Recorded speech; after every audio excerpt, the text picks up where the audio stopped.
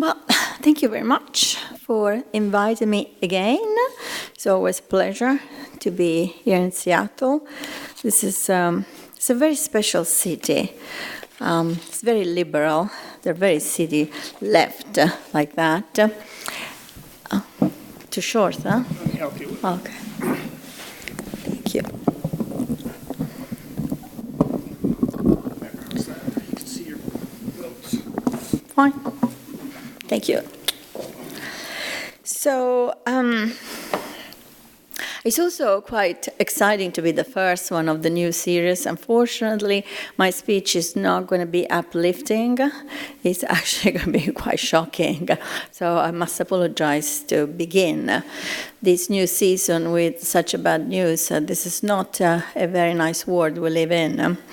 And I think we need to learn what is happening in order to improve it. I must confess that when I was asked to write this book actually was commissioned. My publisher in Japan came up with the idea that I should write a book about kidnapping. It's an area where there is very little available. It's also an area full of mystery. So the idea was that I would be the best person to do that because of my connections with members of various armed organizations, because they spoke to me, because of my knowledge and also, my past in researching this topic, terrorism. I was not very happy, to be honest, initially, because I felt like I was going to go out of my comfort zone, which is, of course, the area that I know. But also I felt that it was going to be quite disturbing as a topic. To research. In the end, I did it because I'm very curious. So I really wanted to know what's happened really when people get kidnapped. What's happened in the negotiation? I mean, we know so little, very, very little. And just a few months ago, I realized how important it was to do what I did. I have a very good friend who runs a bookshop in Montana, in Hamilton, Montana. And through the years, I've seen his son growing up, because every time I have a new book, I go there, I give a speech. So all of a sudden, this child is now 17, and he wants to go and explore the world. And his plan is to go and spend 40 years across the world, North Africa, the Middle East, Asia, in order to see the world, but at the same time to help refugees. So the parents, they, of course, encouraged the son to do that, because I think it's extremely honorable. I think it's also very exciting for a young American to go and see the world, especially imagine somebody that grew up in a small town in Montana. But they were concerned about the fact that, this is a dangerous world. So they asked me to talk to him. So I discovered, number one, that he had no plan at all about how to go about. So his idea was, he was so enthusiastic. His idea was, okay, I'm going to get to Europe, then from Europe, I'll get to North Africa, then from North Africa, I'll get to the Middle East. And I said, well, I'm going to second. Where do you want to go? So he gave me the list of the countries he wanted to go. And I cross most of these countries because they're too dangerous. They're absolutely too dangerous. So I explained him why. And of course, he didn't like it. He did not like somebody like me that he knows very well to tell him that actually the world is a very dangerous place, that it's not so easy to help the others, that sometimes by helping the others or wanting to help the others, you actually damage yourself and also other people. So in the end, what I did, I gave him the book to read. So as soon as I finished the book, which was last spring, I sent it to him. He read it, his mother read it, his father read it, and then they sent me a beautiful email in which the father said, this book, sounds like a letter written to my son. And that really, all of a sudden, made me realize that what I have done is almost something for young people, just to show them what the world is about. Because really, most of the young people have no idea how dangerous this globalized world actually is. Now, I never thought that this book and my research was going to be a sort of guide for the youth that wants to travel the world. I always thought that what I was doing was to link, to find the interdependencies between kidnapping, so the ransom, and human trafficking. How the two things go together. How the money produced through kidnapping of foreigners, so we're talking, of course, about Westerners, then are invested to build up a system that traffics human beings. But in reality, most of the people that get kidnapped are young people. Because they go visit the world, explore the world, and they fell prey of the kidnappers. But also, most of the people that are trafficked, most of the immigrants, most of the refugees are actually young people who are leaving their countries because of political destabilization, because of anarchy, because of terrorism. So, to a certain extent, yes, this is a letter to young people. And that really touched me, I must say. That made my effort worthwhile. So that's why I wanted to share with you this story, because there is so much that we still need to know, and there is so much that still needs to be researched, especially in the field of kidnapping and human trafficking. So what I've discovered is that in the last 20 years, we've seen the return of a breed of criminals, which I describe as the merchants of men. These are people who buy and sell human lives. These are people that we thought did not exist anymore. We thought, with the abolition of slavery, with modernization, all of this had disappeared. But in reality, these people have come back. And they have come back because of two main factors. So the root causes of this increase in the number of people being kidnapped in the last 15 years, and also in this massive amount of people trafficking migrants from the south to the north, is actually linked to two main factors. Number one, 9/11, and number two, globalization. So let's have a look at this. Well, if you remember, the first decision that was taken by the White House after 9/11 was the introduction of the Patriot Act.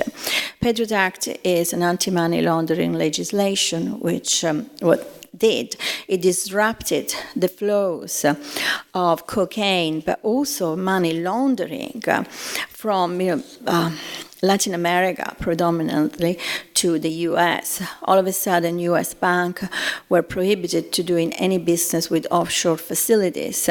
But also, the US monetary authorities had the power to monitor every single dollar transaction taking place anywhere in the world. So, money laundering in dollar became a big problem. At this point, the Colombian cartel, had to find different ways to export the cocaine, of course, to Europe, because it used to go via the US, and then the money were money laundered in the US, but also different way to money launder all the amount of profits generated by cocaine. And the solution came from a Colombian guy, the name was Salvatore Mancuso. He was the head of a paramilitary group at that time. But the interesting thing, he was of Italian origins. His family was actually from Calabria. So he had very strong ties with the Italian organized crime, in particular with the Calabrian organized crime. So an agreement was reached between the 'Ndrangheta, which is the Calabrian organized crime, and the cartel. And the agreement was that the Italians would money launder all the profits of the cocaine in euros. They would do it in Europe, but they also would do it in Asia. Now, of course, 2001 is the year in which the euro came about. So there was this new currency which was readily available in order to money launder.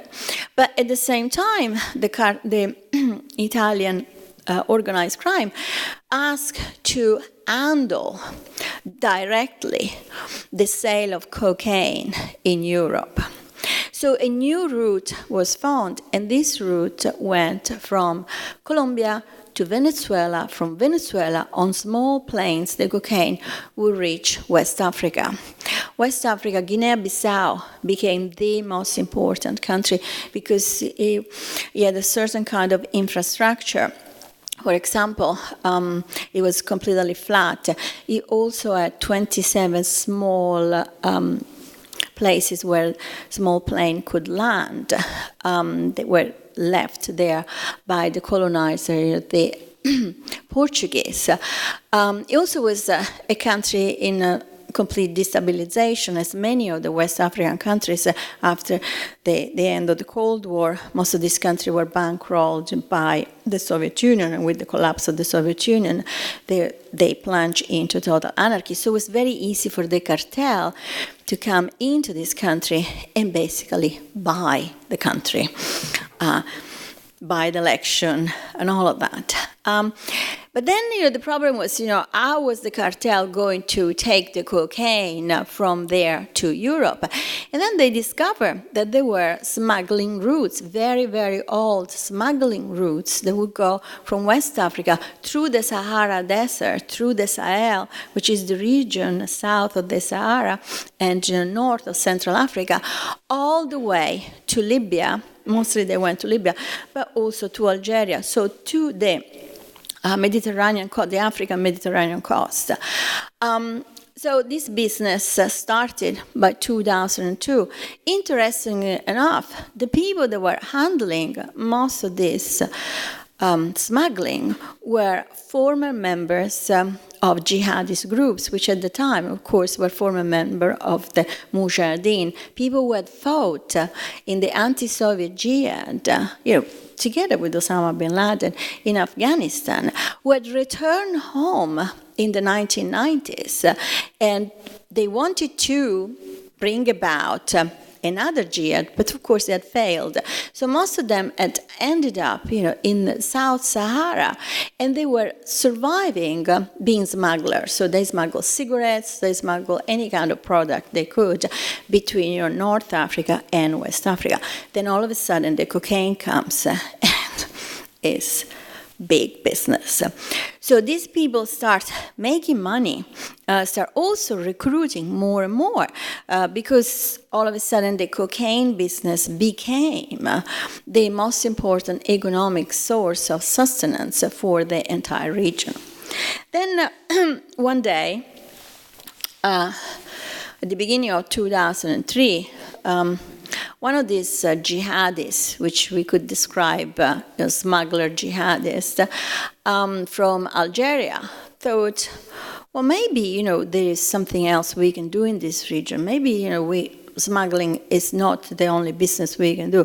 Why don't we have a go at kidnapping some foreigners and ask for ransom? So they kidnapped 32 Europeans in Mali, part of them in Mali. They were tourists in Mali and in southern Algeria, and also in Mauritania. they started to negotiate with the governments for the ransom, and they got 6 million euros in exchange. That was the beginning of the kidnapping business. With this money, they founded a new organization, which is called Al-Qaeda in the Maghreb. You must have heard of it. That's the beginning of the hunting season of foreigners. Now, all of a sudden, the leadership of Al-Qaeda, which was, of course, in Afghanistan. Now, there are no links between Al-Qaeda in the Maghreb and the traditional Al-Qaeda, of course, because Al-Qaeda in the Maghreb was founded by people that simply wanted to emulate what Al-Qaeda had done. But they got no money from them. It was completely self-funded by the smuggling and by the kidnapping.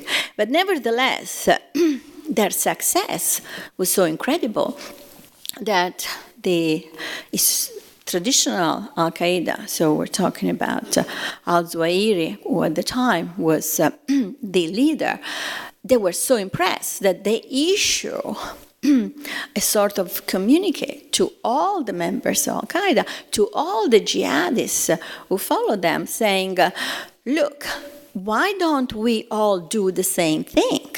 Why don't we all start kidnapping foreigners and asking for ransom? So that became known as the Al-Qaeda in the Maghreb Protocol.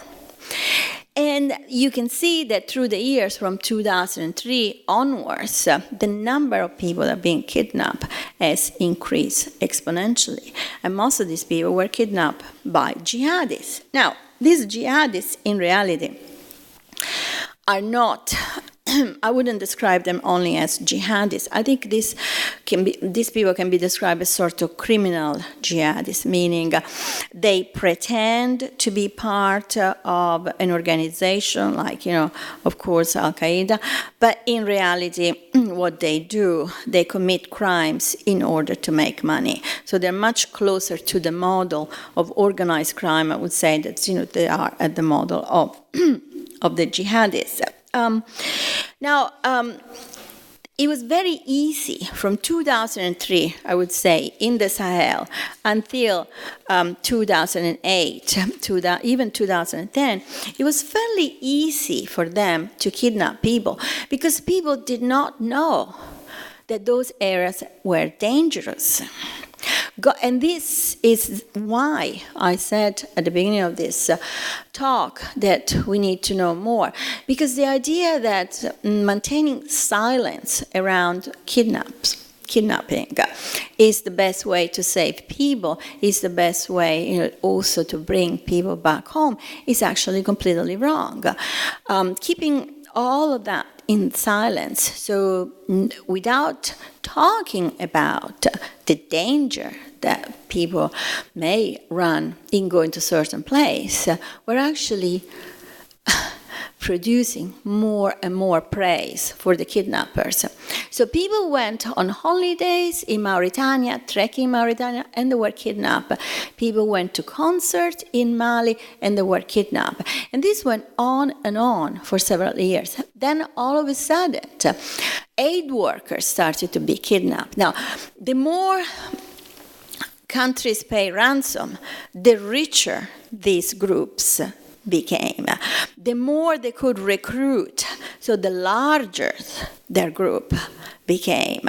So they could spread all over the Sahel. They could travel for hundreds and hundreds of miles in order to snatch somebody that was important. Then they started to talk with different organizations in order to find who was the best possible person to kidnap. Members of the United Nations, for example, were kidnapped. So, and it goes on and on because people did not know. We didn't read it in the newspaper. Everything was kept very quiet. But at a certain point, of course, people start realizing that going on holiday to Timbuktu in Mali to see the beautiful ruins was not a good idea.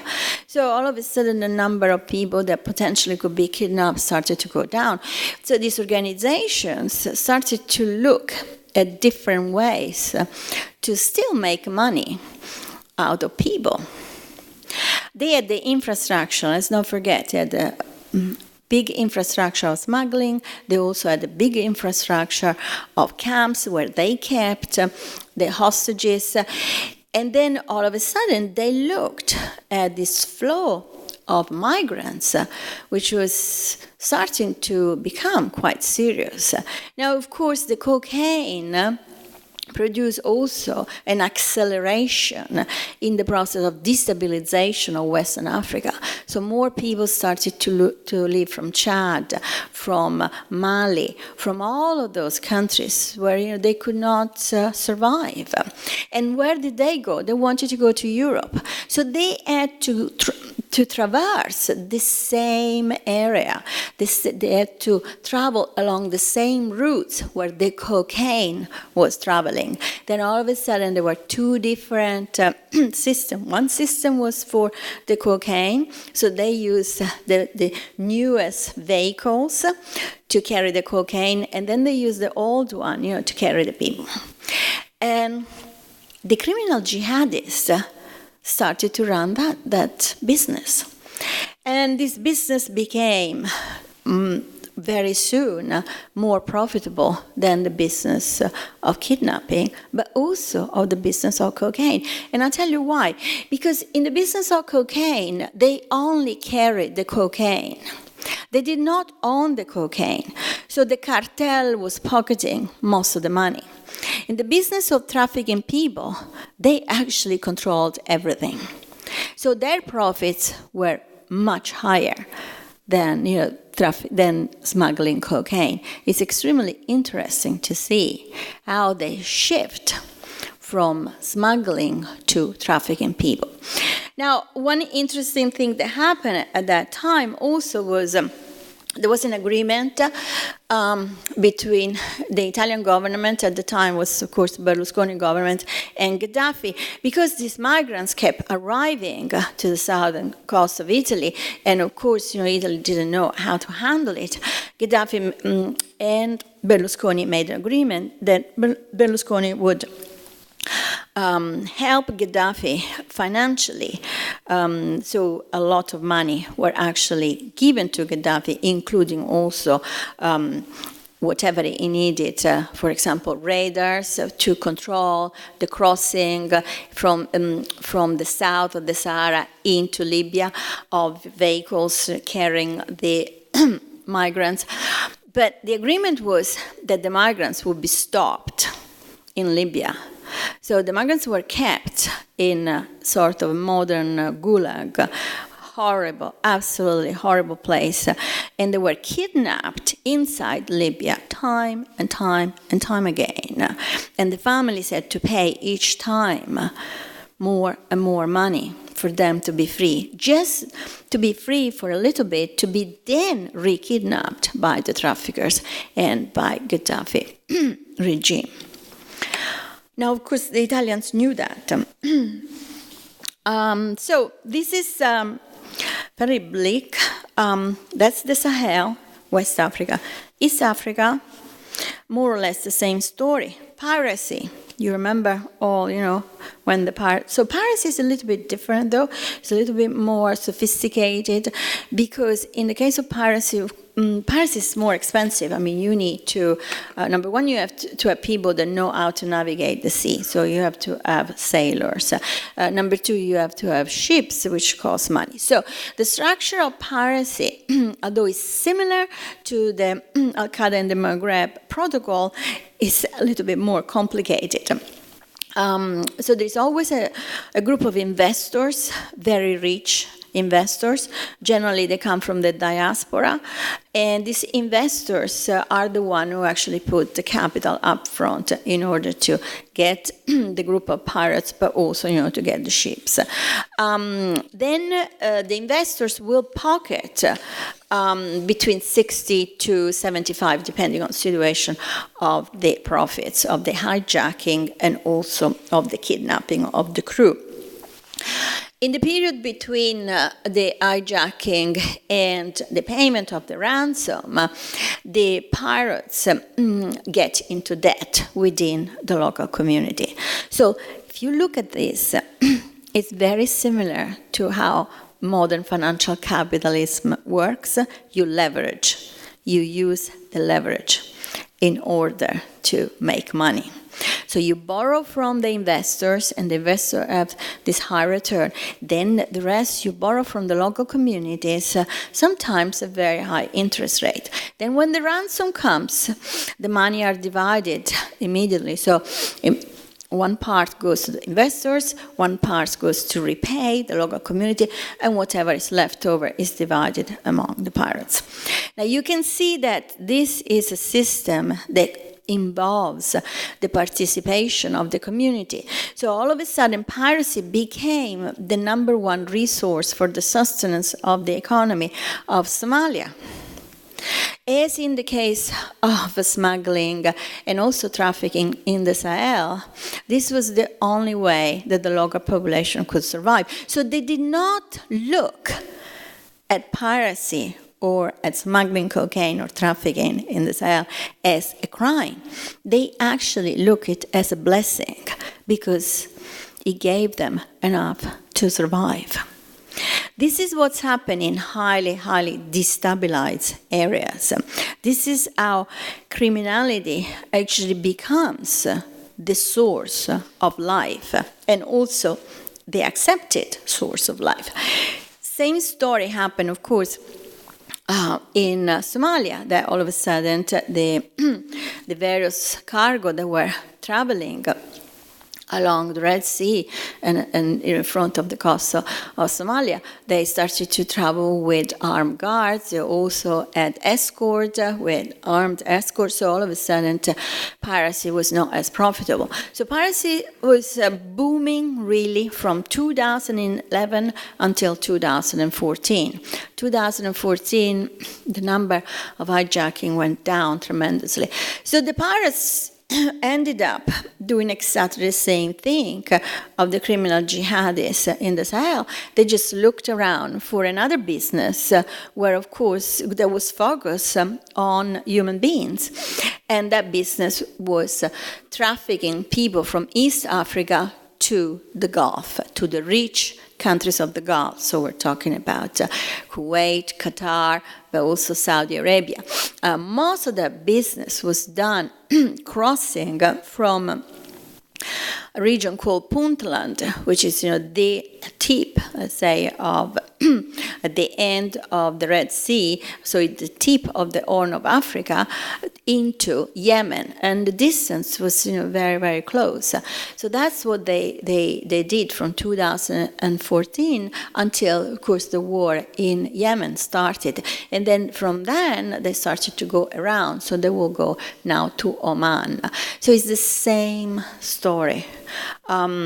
Very, very similar.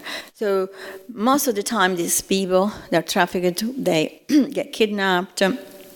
They're also sold as slaves. The stories are identical, absolutely 100% shocking. Now, the last region that has been plagued by this kind of phenomenon is Syria. So 2011, from 2011 to 2014, kidnapping was one of the most important sources to sustain the civil war for everybody. So rich Syrians were kidnapped by the regime of Assad. They were kept in the Assad prison, and the family had to pay a ransom in order to free them. The insurgency kidnapped foreigners, so journalists, aid workers.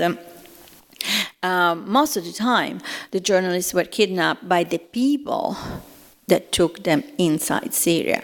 So the so-called fixer or drivers, they pretended to be members of the insurgency, offering wonderful stories, but in reality, these were people that wanted to kidnap them. The difference that there is between Syria and the other countries before is actually that in Syria, a very well organized secondary market for hostages was developed. So what happened was that certain groups started to specialize in kidnapping foreigners. So you would cross into Syria, and all of a sudden, after half an hour, they would come, stop your car, drag you out, and then that was it. You were kidnapped. But these were small groups. Most of these groups were again linked to the fixers or the drivers that would take the people in. They didn't even speak foreign languages, so they could not even negotiate with the governments. So what these groups did was sell the hostages to the big groups. There were two main big groups, as you know. One is Al-Nusra, which was the one linked to Al-Qaeda, and the other one was the Islamic State. Now, these two groups had the structure to negotiate for the ransom, of course, because they were cosmopolitan, they had people coming from all over the countries, so they could speak the language, but above all, they had the money to keep the hostages until the ransom had been agreed. A hostage is a very expensive merchandise. You have to feed him. I mean, generally, actually, they barely feed them because they save on food, but you have to make sure that the hostage doesn't run away. So you need people in place all the time to control where the hostage is, to make sure that the hostage stays put. So it requires an infrastructure that a small criminal group does not have. But of course, an organization like the Islamic State can do that very easily. The interesting thing about the Islamic State is that the Islamic State was actually the organization that paid the most for hostages, but not because the Islamic State is the organization that has netted the highest profits in the negotiation of the ransom. Because for the Islamic State, the hostages had the political value. So here we see a departure from the criminal jihadist model that I described before, that was typical of the Sahel and also, of course, the pirates. And we get into a completely different scenario. The Islamic State is not an organization that wanted to make money. It's actually an organization that wanted to build a state. It had a very strong nationalist narrative behind it. So the hostage became an instrument of diplomacy.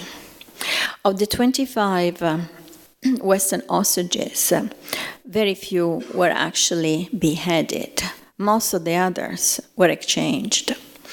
They were exchanged before the beheading started. The Islamic State netted, we don't know exactly, but it's between 60 and 80 million euros. So it's quite a lot of money, but it's not a phenomenal amount of money.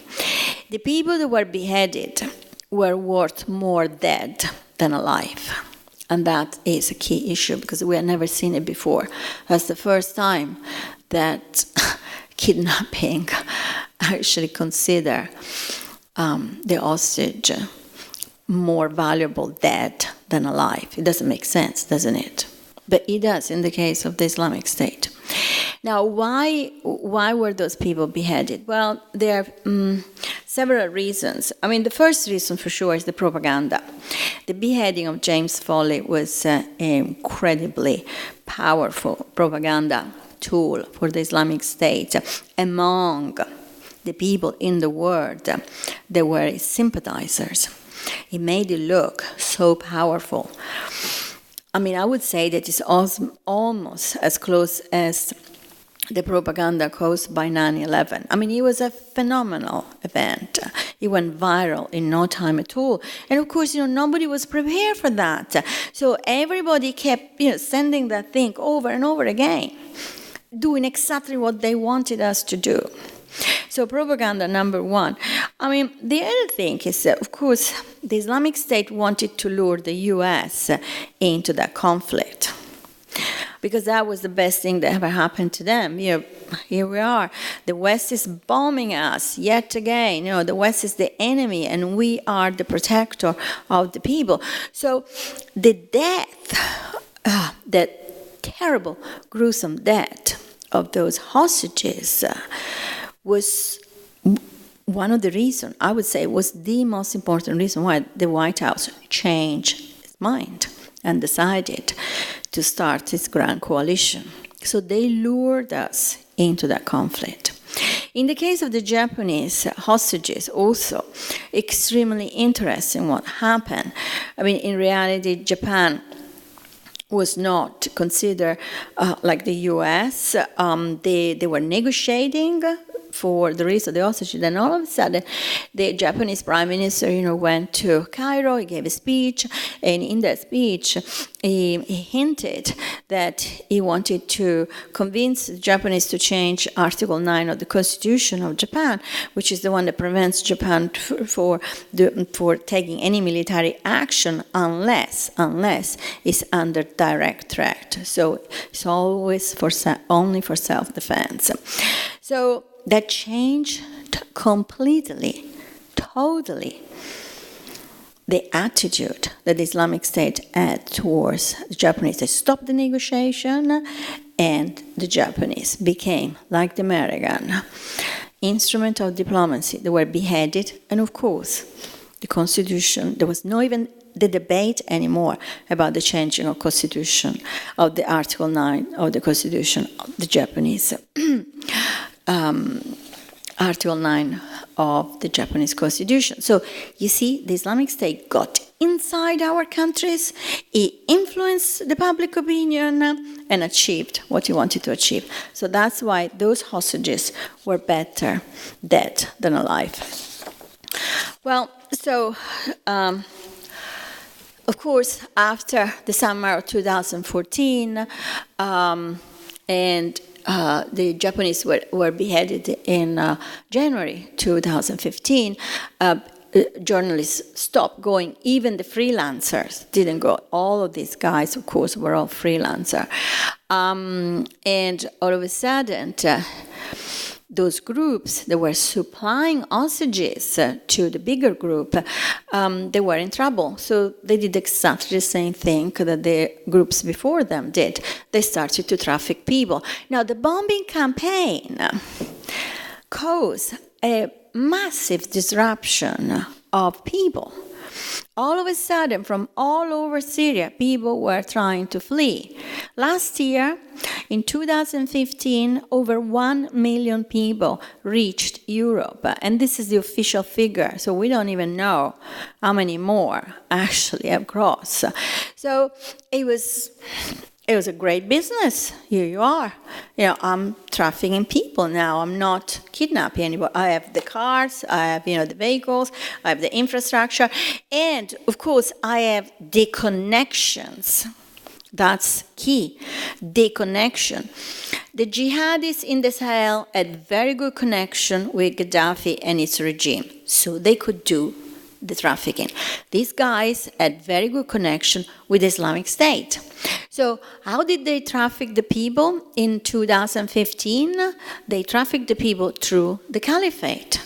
There are no roadblocks across the caliphate. You enter the caliphate from wherever you're coming, and you cross all the way to Turkey. You get to the border in Turkey, and you pay, of course, the Islamic State. You pay your fee for every single individual that leaves the country. You pay your fee. Then you drop the people right across the border. You get to the first place where you can buy supplies, and you smuggle the supply in, and you pay again the Islamic State. It's a great business. So in the summer of 2015, the Islamic State was netting, and you'll be shocked now, was netting $500,000 per day out of this business. More than he was earning selling oil or doing anything that you read in the newspapers. So it is a very good business. Very good business. It's shocking. It's absolutely shocking. So now we get to the last bit, and then, I'll be very curious to listen to your question. Globalization. So why all of this has happened? Well, all of this has happened because we live in a globalized world, and then all of a sudden, we had this false sense of security, and, people thought, oh my gosh, something is going on in Libya. Oh, I'm going to go to Libya and report this. People thought we can get a shortcut to the profession we want, which can be journalism or can be, becoming an aid worker by simply going to a war zone and be there. It's a bit like the son of my friends. I want to see the world, but I don't want to go and see only the Taj Mahal and enjoy myself. I want to see people suffering and be there for them and help them. Well, this is completely, totally, utterly wrong. Because by doing that, if you're kidnapped, you actually end up funding those guys. Because what do you think they're going to do with the money? It's a really important issue. So the responsibility, I'm afraid, it is of our leaders, because they haven't told us how dangerous it is. It's also of the media. The media in Syria took a side. They thought, well, the bad guys are the one of Assad, and those guys are kidnapping people, which is true. They were kidnapping people.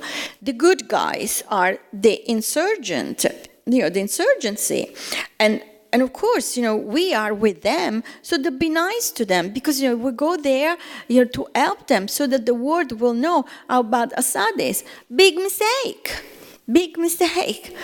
Because, for both of these people, the insurgency and Assad, foreigners, was only worth the ransom. There was no sympathy whatsoever. Absolutely not. And it took a long time for the media to realize that actually, what they were doing was wrong. That there is no good and evil. Everybody in there is bad. And if you have a passport that is Italian or Spanish or German, oh my gosh, you're worth 10 millions. Much more than your story if it comes out in the Der Spiegel, in El País, or La Repubblica. That's the mistake. That's the big, big mistake. So I would say, to conclude, that the world is not flat, for sure. It's actually shrinking. That's what globalization did to us. It's shrinking because there are many countries where we cannot go anymore. You cannot go trekking in Mauritania anymore. And believe me, I did it when I was young, and it's beautiful. Forget, you're not going there anymore. Too dangerous. But the West is also shrinking. Do you know how many people actually canceled their holidays to France this summer because they were afraid? People don't go to Turkey anymore. People don't go and see the pyramids anymore. They don't go on holiday in the beaches of Tunisia anymore. So this is what is happening. Now, is this what we wanted when we knocked down the Berlin Wall? I don't think so. Not at all. But this is all related to this globalization, to make the world a global village where we can all go freely and enjoy ourselves and help the others also. So I think this is just one story. There are many other negative stories. The Islamic State is the product of globalization also, Absolutely. It's also the consequences of 9/11. But there's so many stories, and the more we learn, the more we understand, the better chances we have to fix this, because this needs to be fixed. But we cannot fix it if we don't know. We cannot fix it if we do not ask ourselves these important questions. Shall a ransom be paid or not? Shall we let our kids go to these areas to explore the world? Shall we let our kids be freelancer? And so on and so forth. So these are really difficult questions, but I think these are the questions that we have to ask ourselves. And that's it, I finish.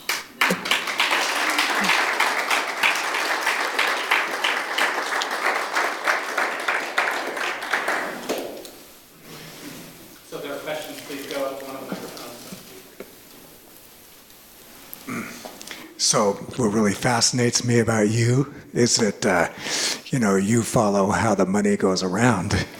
And if you say that this is the third biggest economy, well, then that money has to go somewhere. And there has to be banks to launder this money. And who's getting that money and who's making the profits off of that money?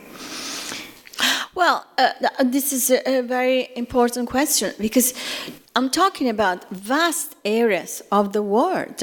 I'm not talking about small areas of the world. So this money are actually the money that used by the local population. Take piracy, for example. So the pirates will go, will do the hijacking and the kidnapping. They will bring the people and the boat, of course, to a certain port, and then inside that area, they will start spending money, borrowing, of course. So pirates needs the telephone, so they will go and say, okay, can you charge my phone? $20, and the guy will say, yes, of course, you charge your phone, $20, that will cost you $40, because generally it's, double.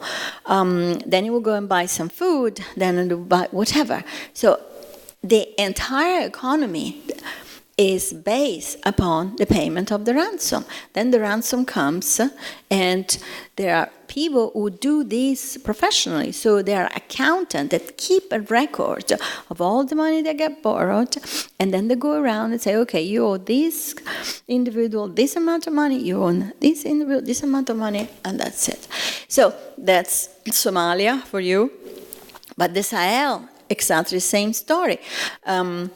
The criminal jihadists go to the villages and they take the children. The parents will give the children away, for maybe $600, and then the child will earn. We're talking about people that are 12, 14. These are children, and then they will earn maybe $300, maybe $400 per month, which will keep the entire family alive.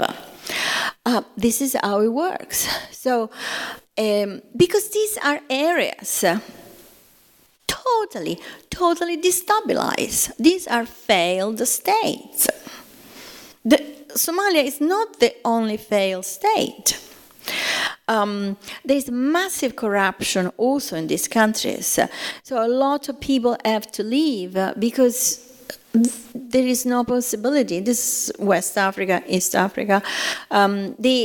Afghanistan, there's a lot of kidnapping took place also in Afghanistan. Most of the kidnapping was done by commanders who will control a group of fighters, and of course the fighters all come from the same village, from the same region, and it is responsibility of the commander to to help this region to survive, because there's nothing else.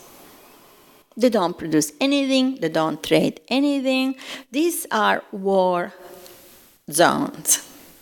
So the commander would decide, okay, we kidnap these journalists, we take these journalists, we get this amount of money, then they get the amount of money, and then they distribute the money, and then they may build a road, they may distribute some money to the people, so another year will go by and they will survive. This is how it works. So this is not organized crime whereby you take the money and then you buy a Ferrari. No, this is survival of people, trading people. How bad is it? I have a question about Turkey. Turkey has, Turkey is very controversial in so many ways, but in your story, what you talked about was, I assume trafficking means people from, say, Syria are trying to get to Europe, and they have to find a way so that their way of going is facilitated by these people.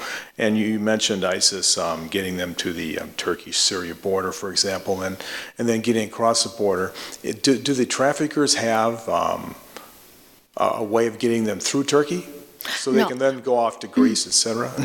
This is a really, really good question. It is in the book, of course. So what happened is that the traffickers that I have described in this talk, they only take you to the gates of Europe.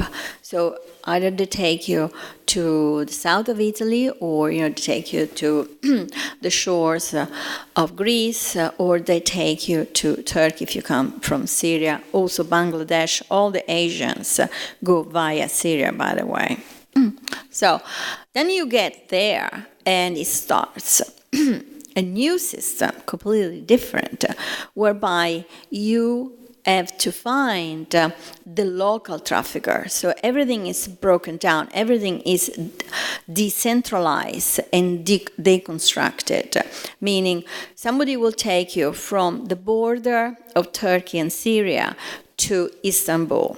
Then from Istanbul to the border of Greece, somebody else will take you there. Then, from the border, you get to Athens. Then in Athens, somebody else will take you to maybe Italy. Then from it, and it goes on and on and on. They all know where to go because it's all, they have phones, they use, the smartphones, so it's all on Facebook, it's on Twitter, so they always know where to go. But then, it's like the meat market. You go to a bar, and there are all these guys there, those are the traffickers, and you go and you start bargaining, and they say, okay, you want to go from Istanbul to Copenhagen, for example, by plane, it is $20,000. You can try, and lots of people succeed. They give you a fake document to get out of Turkey. Then on the plane, there is somebody that travels with you, but of course, not together, who has a real passport. Generally, this passport is either from Romania or Bulgaria, so he has a real European Union passport. Then you land, and when you land, this guy comes next to you, hands over a telephone. You call your family and you say, I landed in Copenhagen, and the family pays. Is somebody else, who of course is the partner of this guy in Istanbul or wherever.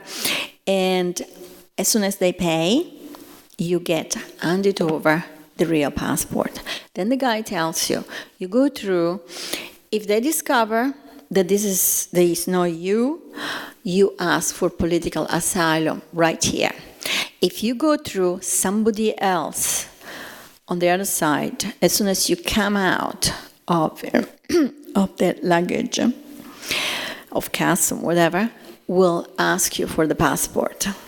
And that's how it works. So you go through, let's say, and somebody else is waiting outside. You come out, and the guy comes next to you and says, give me the passport. You give the passport. And the passport is used time and time and time again. That's one story. But then, of course, there are people that don't have 20,000. So these people will go whichever way they can afford. You can go by boat, you can go by car, you can go hidden inside a truck, you can go underneath a truck. The stories are unbelievable. But the interesting thing is that we see a complete departure from the traditional pyramidal model of organized crime, which I think is fascinating, because organized crime cannot handle these things. It's too big. It's too big. It's everywhere. And also modern technology. So you have all these small groups. And often these groups, they just start doing it because the opportunity presents. So all of a sudden, in Hungary, for example, all of a sudden last year, all the migrants were coming through Hungary, all of a sudden, all the small criminals of Hungary got organized in no time at all. They got the cars, they got, the app on the telephone, and they started to move people from the border to Germany. Drop them there in Germany. And then, somebody in Germany would take them and all stuff. Shocking. Okay. Do you think that ISIS can be eliminated or even contained? And if you were president of our great country here, oh my gosh, no way. What would your solutions be? Are there any solutions? No, I don't think ISIS can be eliminated. I think maybe we could eliminate this version of ISIS for some time, but then it will come back. The problem is that there is a need in that part of the world to reinvent completely politics. And ISIS clearly is the organization that has offered the best possible model, I would say, because they're nationalistic, because they have a very strong sense of the state. But it's also true that this is a region that has been plagued by war for so long that, of course, is extremely, extremely violent. So I would say that the next reincarnation of ISIS, if there will be one, will be even more brutal than the one we see now. I would say that the best possible way is to negotiate. Look, I said this, when did I come here? I think a year and a half ago. And I said, one of the most important danger of what is happening is the destabilization of other countries. And look what's happening in Turkey. We have de facto a dictatorship now in Turkey. We have a leader in Turkey that wants to reintroduce the death penalty, who has arrested over 10,000 people for a coup that we don't even know who staged it. So that's the destabilization of Turkey for you. Democratic country, a country that was very westernized, that all of a sudden is sucked into this process of destabilization. Because, of course, Erdogan thought this is a great opportunity. Then the same thing could happen to, I think Lebanon also is the south of Lebanon is highly destabilized. So the entire region is a risk of becoming another Syria. I don't think we can afford that. It's too close to Europe, absolutely too close to Europe. So I would say that peace is the solution, but do you want to know what I think about the elections on this? I think if Hillary Clinton wins the election, there will be more war in the Middle East because... More what? More war, because she will go into it seriously. Yeah, absolutely. If Donald Trump wins the election, he may make a deal with Putin, and then there will be no war, but there'll be repression. So this is two.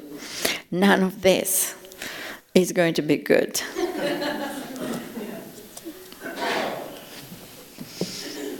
Two questions. Number one, I don't really know anything about kidnapping. I'm just wondering, when the groups go do these things, do they identify people in advance, or they just say, hey, this person looks like they're not from around here, we're going to grab them and then figure out where they're from and ask for money? And then second, you kind of referred to the role of technology in this. Has that sped this up, made it easier to do? How has that kind of changed the kidnapping world? Well, the kidnapping happens because, of course, a foreigner in certain kind of regions you can spot it immediately. Most of the people, of course, were freelancers, so they go there because they wanted to find the best possible story to sell to newspaper. Now, all the major newspapers, all the traditional media, all the professional journalists do not go to these areas anymore. They haven't gone there for a long time because, of course, the insurance is too high, absolutely too high, and newspapers cannot afford to spend that kind of money. So it's all down to freelancer. So the freelancer, of course, will try their best, but they're inexperienced, but also they're people that are I wouldn't say desperate all the time, but they need the story. If they don't get the story, they don't get paid. So they make mistakes. Aid workers, professional aid workers is a completely different thing from people that just want to go and help. I mean, you remember, that Kyla Miller. She was not a professional aid worker. She was not working for anybody when she was kidnapped. I mean, she went to Aleppo with her boyfriend. It was the first time that she went to Aleppo. They were living near the border in Turkey, and she wanted to experience what was happening in Aleppo so she could write it in her blog. She was super, super well-intentioned, but she was not a professional. A professional would not have done it because it was too risky, absolutely too risky. So I think that in those areas it's very easy if you are a foreigner to be spotted and to be kidnapped. In terms of technology, yes, I think technology, of course, is helping a lot because, for example, in the case of communication, see now. It's very easy to communicate immediately. You don't need to hold the hostage for a very long time because you get the hostage, take the phone of the hostage, go through the contacts. This happens all the time, by the way. It also happened in the case of Kyla Miller. So go through the phone, recognize a name, an Arab name. They call that the person. They call and say, look, we have so-and-so. And of course, this person speaks Arabic. If you're lucky, and you have left instructions, if something like this happen, you can get out within 24 hours, maybe 3 days, spending $5,000, $10,000.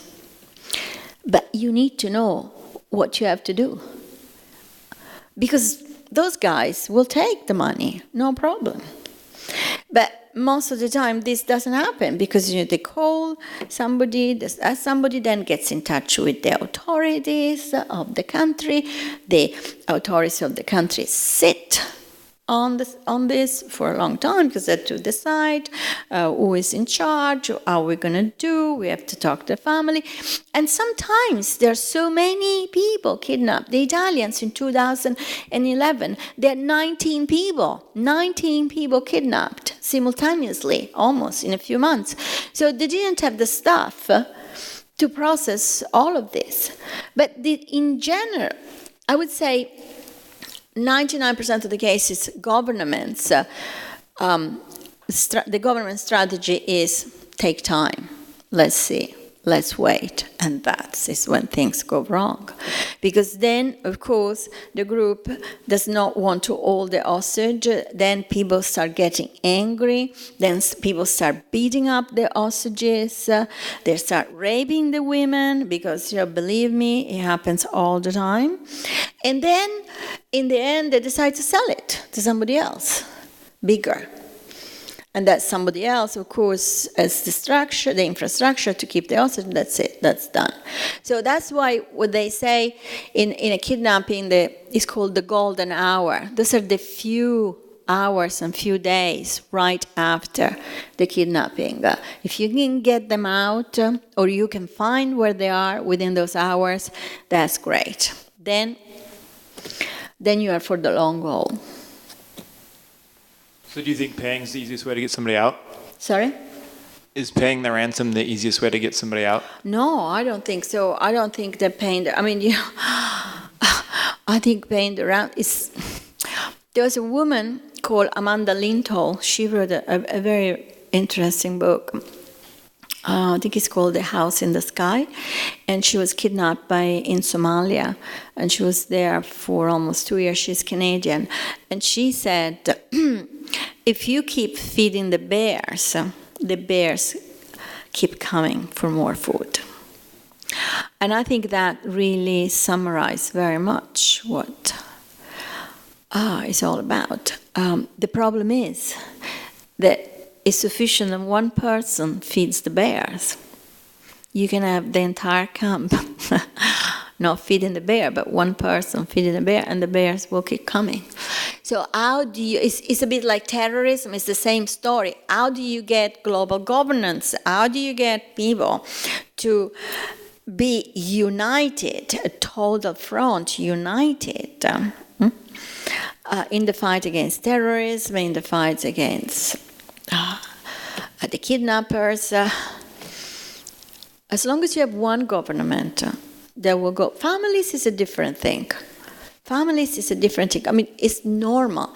It's human that you want your loved ones to come back home. Those are families. But families don't have that kind of money. I mean, families do not have 10 million. Do you know the last two girls, because they were girls, they were 121 and 122, that were brought back by the Italians. The Italians paid 13 million euros. 13 million euros. I mean, which kind of family has that kind of money? So, unfortunately, this is what is happening. Sorry to have given you. I know, sorry. Please join me in thanking our speaker.